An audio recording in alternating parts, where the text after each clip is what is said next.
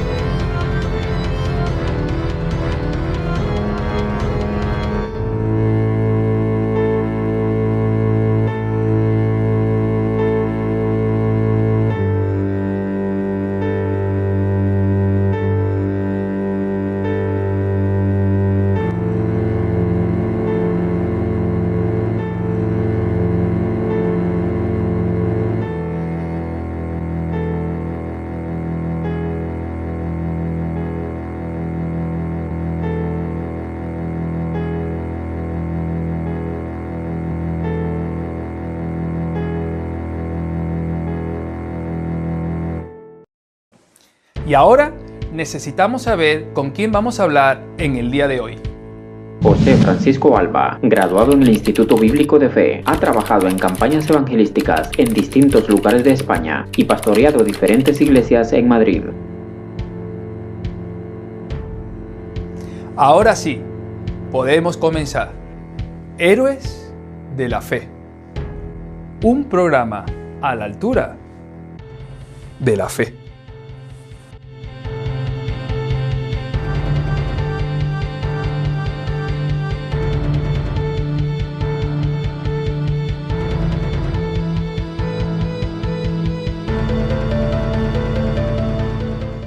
Hoy hablamos de Ananías. Lo encontramos en Hechos de los Apóstoles, capítulo 9, versículos del 10 al 19. José Francisco Alba Polo, muy buenas tardes. Pues buenas tardes, Fran. Nos da mucha alegría de tenerlo hoy con nosotros, para los amigos José Alba. Sí, el de siempre. Muy bien. Para mí es un honor estar aquí, Fran, y que pues, me hayas invitado al programa. Siempre es una bendición estar hablando de las cosas del Señor. Amén. Y para nosotros tenerte hoy con nosotros también es una tremenda bendición. Bueno, hoy tenemos que hablar de Ananías. Cuéntanos. Buen personaje. Un personaje bíblico. Tú eres también personaje, pero en este caso no bíblico. No me parezco a Ananías. Ananías era un personaje que es de esos personajes que hay en la Biblia, y perdón por la redundancia, pero es de esos personajes que no son Moisés, no son Abraham, pero son personas que en un momento dado, discípulos, como dice el texto al comenzar, que un discípulo, ¿qué es un discípulo?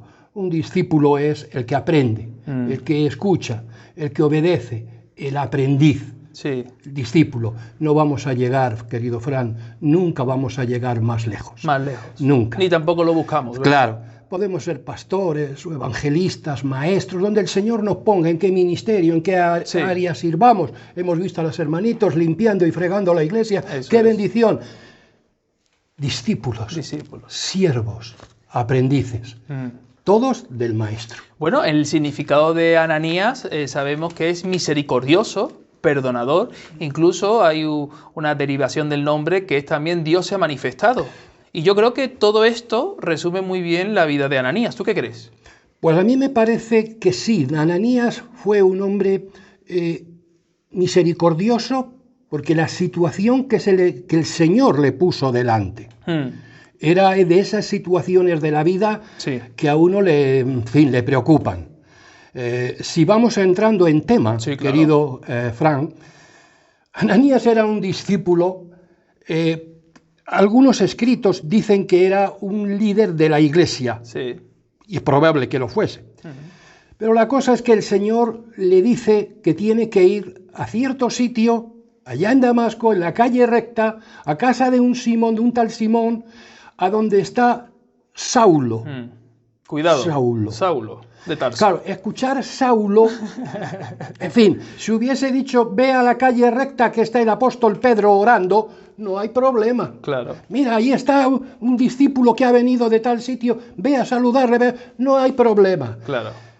Pero decir Saulo era decir un talibán, Sí. era una especie de talibán, era una persona que estaba absolutamente en contra con los principios cristianos y con los principios de la Iglesia. De hecho, Saulo pensaba que defendía a Dios haciendo lo que hacía. ¿De qué viene todo esto? Cuando a Esteban lo apedreaban, Sí. él era testigo. Sí. Y a mí se me ocurre nada más que testigo. Lo mismo él era un ideólogo también de aquel acto, pero dejémoslo Sí, así. sí, sí, No sí. importa, dejémoslo así. El hecho es que era un testigo. Después de ese apedreamiento, la iglesia comenzó a huir. La iglesia empezó a salir de Jerusalén. Claro. Hasta Siria llegaron muchos. Sí. Probablemente alguno de ellos fuera Ananías, no lo sabemos. No lo sabemos. O que Ananías ya estaba allí. No sabemos bien cómo fue la historia. Pero lo cierto es que a causa de lo que ocurrió a Esteban, la iglesia salió de huida. Y Saulo salió detrás de mucho porque había muchos peces que se le escapaban y él no quería que se le escapara ninguno. En su acción, en su sentir de poner la ley que él conocía y la ley que él tenía en su corazón, la ley que él quería. La de la matanza, la de hay que servir a Jehová de esta manera y de esta porque soy un fariseo. Sí, sí, sí. Y con cartas del Sanedrín para poder ejecutar. Que era lo más terrible, la labor. que iba documentado para hacerlo, podía Tenía hacerlo. licencia para matar. Podía hacer licencia para matar, nunca mejor dicho. Tenía licencia para matar. Me gustaría hablar sobre el contexto, José Alba, con tu permiso, porque la tradición bizantina no es un texto bíblico, evidentemente, pero es una tradición acerca de ese contexto en el cual tú nos estás mencionando. Dice que Ananías podía haber sido uno de los 70 discípulos que Jesús envió por parejas a predicar. Te leo el texto bíblico, se encuentra en Lucas capítulo 10, versículo 1, y nuestros oyentes lo van a poder ver en pantalla. Dice, después de estas cosas, designó el Señor también a otros 70, a quienes envió de dos en dos delante de él, a toda ciudad y lugar a donde él había de ir.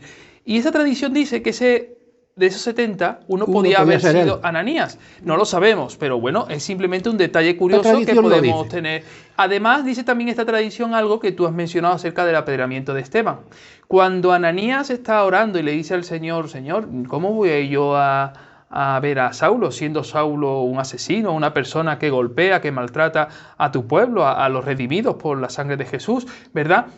Dice esta tradición bizantina también que podía haber sido uno de esos 70 que estuvo como testigo presente, ocular, de cómo apedrearon a Esteban, y eso le llevó a conducir su vida a Damasco. Por eso, cuando Dios llama a Ananías, lo hace desde Damasco para que vaya a esta calle, como has dicho tú, derecha, recta, a buscar, en este caso, a Saulo y poder cumplir con el propósito de Dios. Es bastante interesante esta información. Es bastante interesante y seguimos con la situación. Yo me quedo en aquella situación cuando Dios le dice a Ananías, el Señor Jesucristo le dice a Ananías que vaya a esta calle, que vaya, que Sí. está este hombre, sentir cómo se quedaría él. Vaya, vaya. En España, hoy en día diríamos vaya marrón. Sí. Vaya marrón. Lo que Vaya problemón. Esto es, vaya la que me ha tocado. Pero obedece. Este hombre, buen discípulo, obedece. Y va. Iba a imponerle las manos, sanidad. Iba a decirle el ministerio que iba a cumplir. El Señor Jesucristo se lo dice a Ananías. Sí, se lo da como tal. Sí. Que iba a ser Pablo, Saulo y Pablo iba a ser quien predicase a los reyes, iba a predicar a reyes, iba a predicar al pueblo hebreo e iba a predicar A los gentiles. a los gentiles. Iba a predicar a los gentiles. Esto también se lo hace saber el Señor Jesucristo a Ananías. ¿Qué requisitos tenía Ananías? Ya hemos mencionado algunos, pero para profundizar sobre este personaje, ¿qué requisitos tenía? Era obediente, era serio en su creencia, era noble para con la obra de Dios. Amaba la obra de Dios a tal extremo de saber que estaba en peligro, podía estar en peligro su vida Podía estar en peligro su vida. Pues tú imagínate que le da por pensar, y podía haberlo pensado, ¿y si esto que me ha ocurrido a mí es un producto de mi cabeza? Sí, de mi imaginación. Es un producto de mi imaginación. Pero, y yo me encuentro delante de este hombre que no viene precisamente a felicitar las Navidades, ni viene a traerme regalos de Reyes. No son de paz. No, este hombre viene a otra cosa y me encuentro ahí metido con él. Sí. Pero en cambio él arriesgó el amor hacia el Evangelio. Y aquí tenemos un punto bastante interesante que me gustaría escuchar tu opinión. ¿Cómo sabía él que no era un producto de su imaginación, que tenía que ir a la calle recta, encontrarse en la ciudad de Damasco, ir a esa casa, la casa de Simón, y poder hacer la obra de Dios en la vida de Saulo? Porque dice que el texto bíblico que Ananías estaba orando. Por lo tanto, podemos decir que Ananías era un hombre de oración. Pero ahí podemos destacar bastantes cosas. Cuéntanos. Hay una enseñanza muy bonita. Cuenta. Ay, qué enseñanza más bonita hay ahí. Mira, es curioso que uno estaba en oración. Ananías. Y el Señor le dice, ve a tal sitio, a la calle recta, a casa de Simón, porque allí está Saulo y está orando. Ahora hay una pregunta que yo quiero lanzar así, y la dejamos así. ¿Es extraño que un fariseo ore? No. Si los fariseos también oraban, mirad la parábola que cuenta el Señor Jesucristo. Sí. Ellos oraban, sí, pero eran oraciones mecánicas, eran oraciones hechas. Religiosas, podemos decir. Pero ahora el Señor Jesucristo firma, sella esta oración que estaba haciendo Saulo. Era una oración agradable al Señor. Era una oración que agradaba al Señor. Porque ahora ya no era Saulo el fariseo. Ahora era un discípulo. Ahora estaba pasando a ser Pablo, el cristiano.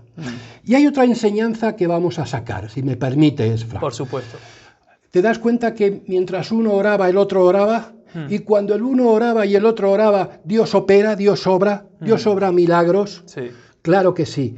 Dios se encontraba en medio. Cuando Dios quiere unir algo, es seguro que tiene que poner el sentir, el llamamiento, tanto en el uno la como en el carga, otro. El peso, el llamado, llamémoslo como queramos, pero esta va a ser la realidad.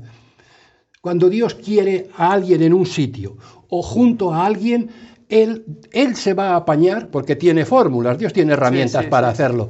De que por medio de la oración, que es esa herramienta maravillosa que tenemos todos los cristianos, y a veces tenemos que confesar con tristeza que a veces la usamos bien poquito. Qué pena. Ahí, de lo que estás diciendo, me viene una pregunta retórica que podríamos hacer a todos los que están viendo el programa, y es: ¿puede ser que el pueblo de Dios no viva en unidad como consecuencia de que no estamos en oración? Porque lo que hizo que Ananías y Saulo se encontraron en esa casa y Dios pudiera hacer su voluntad era que los dos oraban y los dos recibieron confirmación a través de visiones de lo que Dios iba a hacer.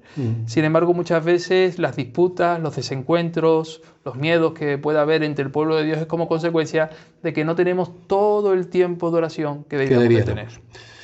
Los personalismos, querido, sí. Los personalismos. Es así. Pero debemos de, Frank, yo creo que es una oportunidad ahora mismo que rompamos una lanza y animemos una vez más que hay que orar. Que hay que orar. La palabra de Dios dice orar sin cesar. Orar. Si estás en problemas, ora. Si estás riéndote y gozoso, ora. Alaba al Señor, gracias, y ora. Eso es. Es que es tan difícil la vida, no se puede dedicar al día unos minutos, cuarto de hora, 20 minutos, cerrar la puerta de tu casa, de tu habitación, en el comedor o en el campo, si te puedes ir al campo, y decir: este tiempo es para el Señor, que separa el planeta Tierra, que yo quiero hablar con Dios. Eso es. Y Dios va a hablar contigo. Claro.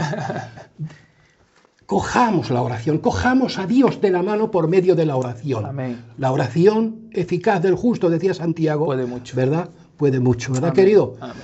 Bueno, vamos a hablar sobre limitaciones o defectos que podía tener Ananías. ¿Qué crees acerca de esto? ¿Qué limitaciones podía tener este hombre? Porque defectos entiendo que ¿quién no los tiene? Pues limitaciones que podía tener Ananías un poco ya lo hemos dicho antes. Hombre, él era un ser humano. Ananías era un ser humano, con sus prejuicios, con sus problemas, con sus personalismos, con sus miedos, con sus situaciones. y de pronto Dios le llama a un ministerio ocasional, porque es curioso, lo he dicho antes, y quiero volverlo a repetir. Este hombre no aparece más en la Biblia. Es de esos... El libro de Hebreos habla de toda una lista de héroes de la fe. Hebreos capítulo 11. La conocemos todos, ¿verdad que sí? Pero luego llega y dice, otros, no solamente esos. Sí, sí. La Biblia se compone y el pueblo de Dios se compone de otros. Otros muchos, miles, millones, pero otros. Ese es uno de esos otros. Bueno, ese es el corazón de este programa, esos otros. Esos otros, ese es el corazón de este programa. Muy, muy bien, sí, es verdad. Pues otros. Ananías era otro. Otro de esos hombres que fueron usados en un momento concreto. ¿Me vas a permitir una anécdota? Por supuesto. Y perdona, es por lo que yo conozco, no puedo hablar de otro, te digo lo que yo conozco. Claro. Mira, me llamaron una vez de Oviedo. Yo estaba yendo a predicar en época de Manuel Buch, en General Laci, me invitaron a predicar a Oviedo. Y yo estaba yéndome todos los fines de semana a predicar uno al mes. Durante 2 años o 1 año y medio. Sí, sí, lo recuerdo, yo estaba en el seminario en esa época. Una madrugada me iba a pintar, me iba a trabajar. Y recibo un mensaje de una diaconisa, José Alba, hemos cerrado la iglesia. Llevamos 15 días con la iglesia cerrada, 2 semanas. Cuando yo escuché ese mensaje, las carnes se me abrieron. Claro. Porque las iglesias se abren, no se cierran. Amén. Por ninguna... Hombre, si es tema como una pandemia, esto ya nos sobrepasa a nosotros, ¿no? Y ha habido que estar cerrada y no hay más. Una ley de parte de jueces, de parte de gobiernos, ahí no hay más. Pero, total, que acabé el trabajo que estaba haciendo, estaba pintando en San Martín de Valdeiglesias y Carmen y yo nos marchamos a Oviedo a hacernos cargo para que la iglesia siguiese funcionando. Logramos, por medio de esta diaconisa, Mari Carmen, que nunca la olvidaré, la labor tan hermosa que hizo, organizar algunos hermanos que sí quisieron quedarse en la iglesia, un pequeño grupo, unos 10, 12, 15, pero ahí seguimos hasta que 4 o 5 meses más tarde vino un pastor, Suso Villa. Está en Estados Unidos. Ahora ya está en Estados Unidos, sí. Suso Villa. Y yo estuve allí 5 meses. Punto. Ocasionalmente trabajé ahí sirviendo al Señor. ¿Hiciste de Ananías? Yo luego regresé a mi casa, el pastor se quedó ministrando, fuimos Joaquín Yebra y yo, que nos invitaron a no sé qué, pero fue algo puntual. Sí, sí, sí. Ya está. Actualmente esa iglesia, son más de 150 personas en la congregación, está siendo pastoreada por un pastor, creo que es portugués, ahora mismo no recuerdo el nombre, y tú interviniste en un momento en el que la iglesia estaba siendo cerrada. Cerrada, no, estaba cerrada. Te utilizó como instrumento, claro, para que no se cerrara. Valioso. Porque si la iglesia sigue cerrada 5 meses, anda, ahora cuando viene el pastor, que busque a las familias, a ver dónde están. Es lógico, ya se han ido a otras iglesias, ahora las vas a mover de otras iglesias. No. Yo sí podía moverlas porque eran 2 semanas y estaban perdidos y estaban sin saber ni qué hacer. Vamos a volver al tema. Volvemos a Ananías, que te me vas por la M40 ya lo sabes, y luego hay que rodear la ciudad completa. Vale. ¿Cuál era el propósito de la misión de Ananías? El propósito, poner las manos sobre Saulo, que recibiera ese don precioso del Espíritu Santo. La persona del Espíritu Santo. Amén. Con todo lo que conlleva eso. Sí. El Espíritu Santo no es solamente el Espíritu Santo, es todo lo que da el Espíritu Santo cuando viene. Quiero leértelo. Hechos de los Apóstoles, capítulo 9, versículos del 15 al 16, dice: el Señor le dijo, ve, esto fue lo que el Señor le dijo a Ananías, ve, porque instrumento escogido me es este, para llevar mi nombre en presencia de los gentiles y de los reyes y de los hijos de Israel, porque yo le mostraré cuánto le es necesario padecer por mi nombre. Esto es tremendo, porque Ananías, para obedecer, tiene que padecer prejuicios y miedo de saber que su vida corre peligro por ir a casa de donde está una persona que, aunque esté ciega, es una persona que puede atentar contra su vida. Pero por otro lado, el llamamiento que Dios le está dando a Saulo de Tarso, ahora conocido como el apóstol Pablo, Es un hombre que Dios desde el principio le dice, de la misma forma que tú has hecho padecer a muchos, ahora en tu propio ministerio vas a aprender a padecer por causa del Evangelio. Y luego vemos la Biblia completa, el naufragio del apóstol Pablo, ¿verdad? Camino a Roma cuando quiere testificar delante de César. Vemos cuando lo meten en la prisión con Silas. Del mar, naufragios terribles. Es decir, situaciones difíciles, apedreamientos, linchamientos, todo. Es decir, que hicieron todo tipo de cosas contra el apóstol Pablo por obedecer la palabra. Y el vocero de ese llamamiento fue Ananías. Y se me está ocurriendo Tremendo. una cosa, querido Frank. Y uno pensaría, ¿y por qué todo esto? ¿Por qué naufragio? ¿Por qué palizas? ¿Por qué apedreamientos? ¿Pero puede un hombre aguantar eso? Y uno tiene que decir, sí, con la gracia de Dios. Siempre, claro. Sí, con la gracia de Dios. Pues claro que no, pues claro que uno por sí mismo ve... Salía la presidenta de Madrid, no sé si lo habéis visto en el telediario, seguramente, con un pedrusco así de gordo, sí, que han tirado, un adoquín, un cacho pedrusco, que han tirado a la policía estos días de atrás, y salía, imaginaos tirando pedruscos de estos a Pablo, a Saulo, a Pablo. Sí, por causa de uno dice, ¿pero por qué? ¿Por qué me iba a dejar yo hacer eso? Fíjate que es la gracia de Dios interviniendo. ¿Por qué iban cantando a veces cuando los llevaban a los martirios, cuando los llevaban a los circos? Bueno, la Biblia y cuando dice iban a los circos, que Pablo y Silas cantaban antes de la mañana en prisión. Exactamente, y cuando iban a los circos no iban a ver a los payasos, no iban a ver a Fofó y a Miliki, iban a otros circos, a otra historia. Pero iban a hacer la comida de los leones. Iban cantando, iban adorando al Señor. La gracia, todo lo puedo en Cristo que me fortalece, la gracia. Fíjate qué interesante. Saulo el religioso apedreaba a Esteban. Pablo el discípulo es apedreado por causa de la fe. Es interesante cómo cambian las tornas. La religiosidad nos llega a juzgar y condenar a los demás porque no son como nosotros o no piensan como nosotros.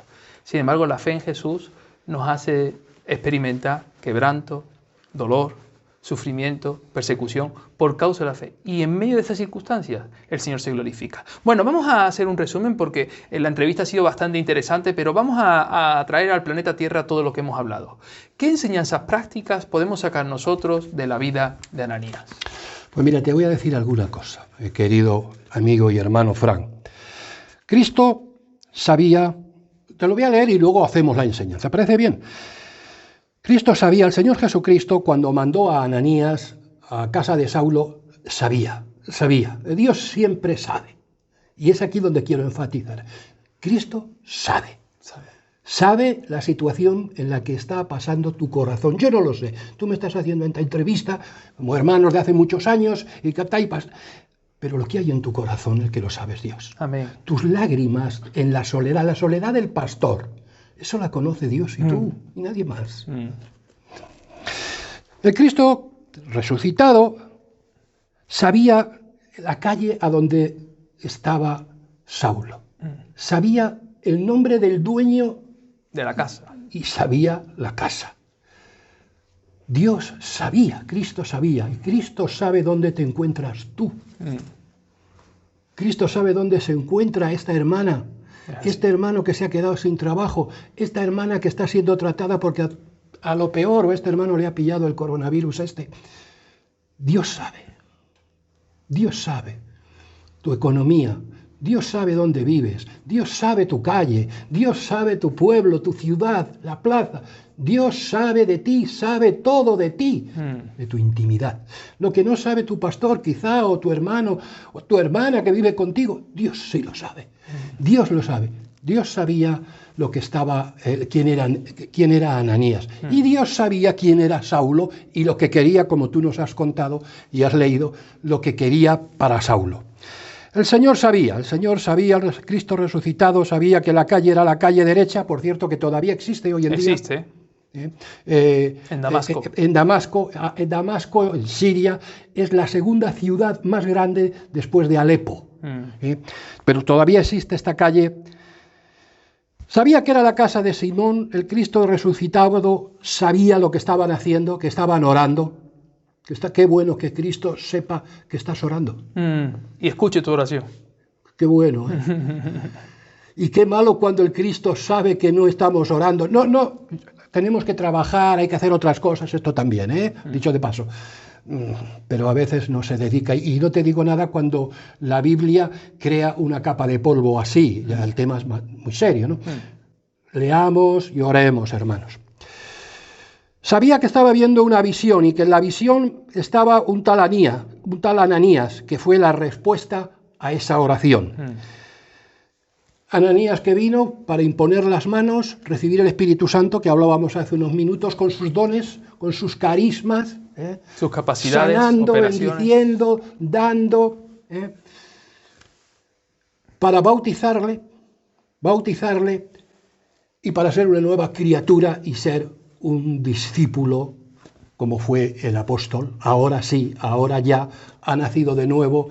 Qué curioso que Ananías le dirigió a todas estas, a este manjar, a estos bienes, pero por una visión que tuvo del Señor Jesucristo. Estando en oración. Amén. Qué buena es la oración. Pues tremendo, me has dejado sin palabras, con todo lo que nos has contado, y esperamos que podamos contar contigo en otros programas, con otros personajes, porque cuando tú quieras ya tengo otros personajes. Es una bendición poder contar contigo, José Alba. Un beso para Carmen, para tus hijos, y que el Señor los bendiga mucho, y contamos contigo en otras ediciones. Cuando tú me llames, yo ya estoy preparando una. Cuando me llames, amén. Amén. La tenemos hecha. Pues un abrazo muy fuerte, José. Un abrazo telemático, abrazo, una bendición grande. Gracias a todos. Que el Señor os bendiga mucho. Ánimo y a orar. Amén. Ananías, lo que significa es Dios es misericordioso, o Dios es perdonador, o incluso Dios ha manifestado. Eso mismo fue lo que experimentó Saulo de Tarso en su vida cuando fue Ananías a visitarlo. Dios se estaba manifestando de una manera poderosa. Saulo de Tarso era peligroso, perseguía a los cristianos, metía a los cristianos en prisión. Sin embargo, Dios estaba transformando la vida de este hombre para hacer de él un instrumento útil ante los reyes, ante el pueblo de Israel y ante los gentiles, nosotros. Si Dios pudo transformar a Saulo, a ti y a mí también nos puede transformar. Dios utiliza Ananías, personas donde la gracia de Dios se manifiesta de una manera especial para que su obra se cumpla de principio a fin. La oración de Ananías y la oración de Saulo se encontraron en una casa, en la casa de Simón, a la derecha, en Damasco, y allí Dios manifestó su gloria. Tú y yo podemos ser instrumentos útiles para la obra de Dios.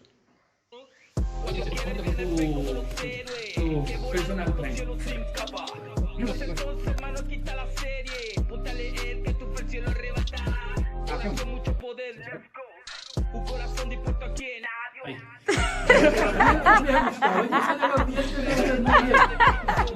12 discípulos y muchos los guerreros. Pablo, Esteban, Juan el Bauticero, David el justiciero, Salomón ellos vencieron, lo siguieron y valieron, ya la causa les sirvieron. Y no te olvides de su madre María. Sácame guapo, Está bien. Porque me vea mi mujer. Seguro